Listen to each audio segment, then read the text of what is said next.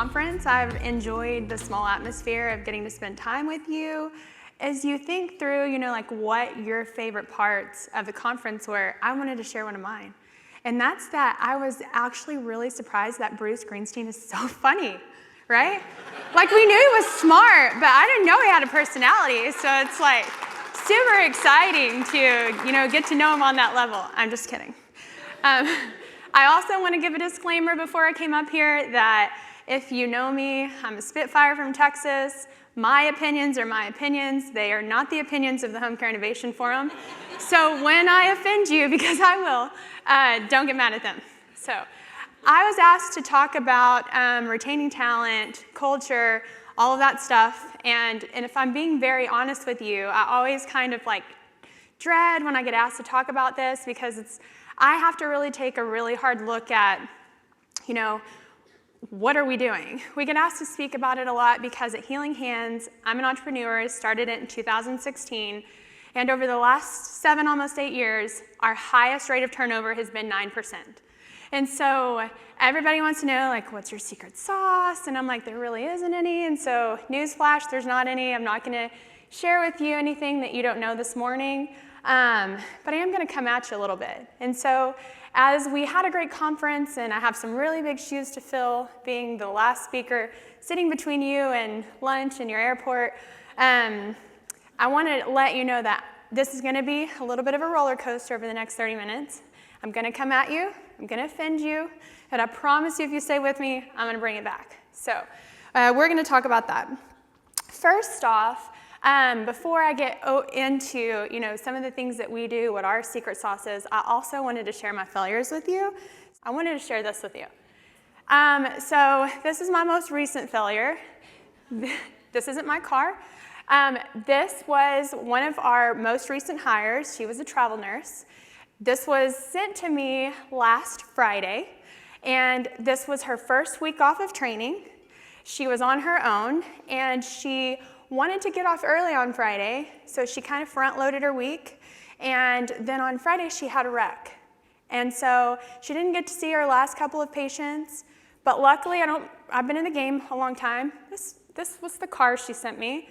Took this picture, uploaded it to Google, and found it from Google stock in 2021. This wasn't her car.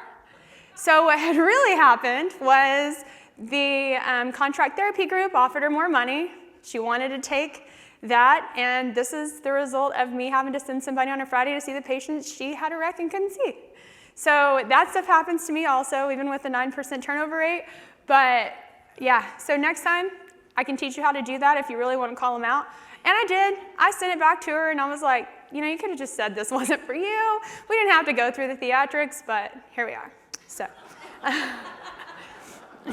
so when I got asked to speak about this, like I said, I really don't know what our secret sauce was. And so I went to my staff, and I told them, and we have a staff of about 300, and I said, I have to speak on this, and I don't want to be a fraud when I get up there, so why don't you tell me why you stay? Just like you, we're a skilled home health and hospice, so we get capitated payments. I only have so much money. I can't compete with contract therapy, but what can I do? So cue the video, guys, of what our staff said.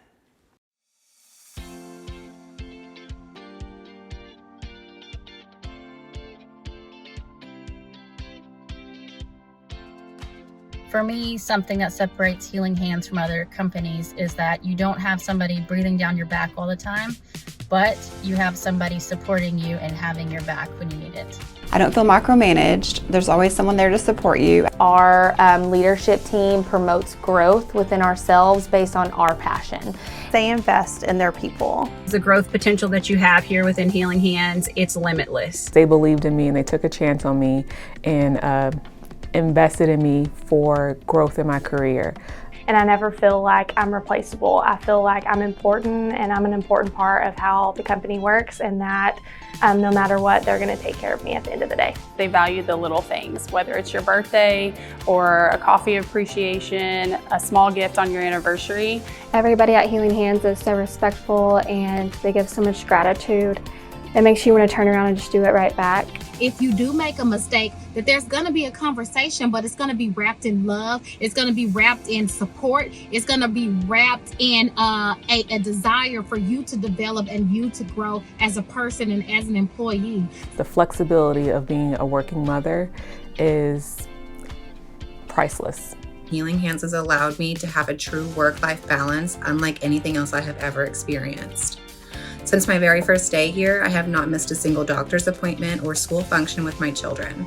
As long as I'm getting my job done, doing X, Y, and Z, I get to be there for my family, and that is why I'm here at Healing Hands. I want to make note that nothing that they said was about money, right? Like nothing they said is going to have you invest hundreds of thousands of dollars that you don't have, right? We're all facing cuts. Another great thing that Bruce told us this week was that we're probably going to expect another 3% cut, right? Like that's super exciting to me. Is it super exciting to you? No. So I have to be very innovative on the ways that I make them feel at home, that I make them choose me. And I'm going to go through some of that in a minute, but we've all seen this TikTok. I don't know about you, but if you're on TikTok, I absolutely hate it because, you know, I'll throw a pizza party and then across TikTok will come this TikTok of, oh yeah, but it works. And so they really do want simple things like for you to feed them and tell them you're pretty. Especially in an organization that's like 95% women, this works really well for me. But it's not all we do. And so this was the video, but when you look at the things that they said in that video, when you read it, it's things that you would want. And so when I told you I'm going to come at you, this is what I meant. The problem in your companies and the reason you're having a retention problem and a hiring problem is your fault. It's your fault. And here's why. You guys are exceptional leaders. Every one of you are decision makers. You're CEOs, CFOs, presidents, owners, all of the above. And you just led through the pandemic. You're an exceptional leader. I don't know if you fully recovered. We all have PTSD from that, but you kept people alive, you kept them employed, you kept your patients taken care of, you kept yourself alive and your families alive, and raise your hand and let's just be very honest. How many of you are just kind of feeling a little burnout? I know I am. So we have like 3 truth tellers in here and the rest of you are full of shit. Good to know. I warned him I would cuss, and I'm so sorry about that, but y'all have done it too. So the problem in your organization is you. All your employees want is the same thing that you want. They want work-life balance. They want to be fed without, having to take 30 minutes out of their day that they need to run for errands. They want simple things. They want camaraderie. They want to work with people they trust. They want people who value them. And this is stuff that doesn't cost money because we don't have it to give. And so I want you to take a really hard look of, I have a whole list of notes from this conference, and I'm going to be very honest. Chris already told you this was a great event, but I dreaded coming to another conference, right? Because it's just another conference. I'm going to hear the same thing that I heard at the last 6, but I didn't. And I have a whole list of notes from you guys being real and you guys being raw that were firing me up. And when's the last time you got fired up? They talked about, Ryan said earlier, that this whole leadership stuff is just a bunch of BS. And it is. People are talking about it all of the time. You get on LinkedIn, read books about it, but we're not living it. We're writing down quotes and we might throw it on a LinkedIn picture or a Facebook picture, but we're burnt out, we're not motivated, we don't do the things that we did in the beginning that make us successful, and then we wonder why people don't want to stick around. That's on you. And so, let's see. The things that I wanted to leave you with today, again, nothing life-changing, but there's 3 words. When you leave here today, your leadership needs to be 3 things. It needs to be personal, it needs to be practical, and it needs to be powerful, because that's what you look for when you go to work. And these are just a couple of the things that we do. But before I get into the practical part, let's start with the personal. How personal is your leadership style? Ryan talked about when you grow so big, you don't know everybody. But on the way here this morning, I was talking to Jeff, and he was talking about how he's training his son to, follow in his footsteps and to lead his company, and that he stopped and he told him, hey, When you are with somebody or you're in the office and a caregiver comes in, stop everything you're doing and make them feel like they're the only person in the room. You're all so busy. When's the last time you did that? I know I fail at that daily. I try so hard to stop and say hi to people, but I don't know their names. They probably don't know me. They might have heard of me in passing or in orientation, but do I make it personal for them? Do I connect with them the way I did with the people who've been with me for 7 years? They deserve that same opportunity. Make it personal, making it about them. Let's talk about the practical piece. These are the things, some little things that we do that I wanted to share that do not cost extra money. So keeping people informed. We have all these KPIs that we manage, but how do you keep them informed? We have some social media channels. We have like a Facebook shenanigans group that's just closed. So when you start at Healing Hands, we have a page where you can share stuff, where we do shout outs, where we share stories. We're constantly bragging on our staff and people love it. Like we post, we obviously have a Teams, we email blast, but when we keep people informed, we hit all channels. So we hit our Facebook page, we hit our LinkedIn page, and you have to work with us to see it. We hit emails, that type of stuff. Every single month, we break out, and this will cost a little bit of money, so don't charge me. But we come out and we do monthly team breakups. And so every single person in the company, once a month, gets together and we do random drawings of generation of how they go. So like 15 people will go to one lunch, 15 people will go to breakfast, and there's no agenda, but they have to show up to stay working at Healing Hands because they have to connect with their coworkers and they have to know who they're in war with, right? They have to know that I've got your 10, you've got my 2, and if I don't even know your last name or that you have 2 kids, I don't trust you like that. So everybody in my company, once a month, goes to either a breakfast or a lunch with 15 other people that they work with. That's one thing that we do. We do like lives on our Facebook page. It's kind of like the Tuesday Thoughts that he was talking about, but every week I'll go live and I'll talk about something that we struggled with in the company, or if there is an issue, we'll brag on people, or I'll just be real and be like, hey guys, this is what's going on. I don't have a solution for it, but I work with 300 smart people and I kind of need your help on this. They need to see your face. They need to know who you are. They need to know who's leading the charge. I know sometimes we feel like, and when we get a little burnout, that they don't care who we are, they don't care about our story, they don't care where they come from, but that's not true. They do. You need to be visible to them. And when you have a large geographical area that you lead, you have to find ways to do that. For me, that's a Facebook Live in our shenanigans page. How do we keep them involved? People want growth. I want to ask you this question. How many people in your organization, I always cringe when I see this. There will be an opening for a senior level executive position and you have it posted on Facebook or LinkedIn. Why didn't you train your people up in the first place to fill those roles? I'm not going to work for a company, and I'm just going to be very honest with you, and again, this is my opinion and I know we all have different ones, that employs 3,000 people and they couldn't even get somebody ready for a senior management role. I'm not going to work for you. Do not recruit me. Because you've already showed me you are not a good leader. You are not bringing me along with you. And so how do you keep them involved? How do you invest with them? For us, we do committee work. And for me, it sounded like I didn't really want to do it, but I know that they needed it. And so people want to get involved and they want to have a voice. So we have an innovation committee. We hire really smart people and they have a lot of really good ideas. And so every year, once a year, we have an innovation contest and they will compete for what program we're bringing to Healing Hands. And it's a big to-do, and the winners of it not only get to implement their program, but they win a cruise. And I know you're like, oh, that costs money too. But I don't know if you know how much turnover costs, but that nurse that I lost cost me 45 grand for 6 weeks worth of training and all of the onboarding I did for her, and then she bailed out. So I think I can afford a 396 interior door low deck cruise, right? We also do certification opportunities. So I know that like you don't think it's a lot that they have a CHF, certification, or that they have a wound care certification, but it means a lot to them, because they don't have the $2,000 to upfront that cost and invest in their education. They're in inflation, they're barely surviving. Throw something at them, and then you can use it to market, so it's a win-win. We have wound care certifications, we have diabetic educator certifications, we have COPD certifications, infusion therapy certifications, and we let those go to the people who have been there the longest. You have to be here for over a year and then they can apply.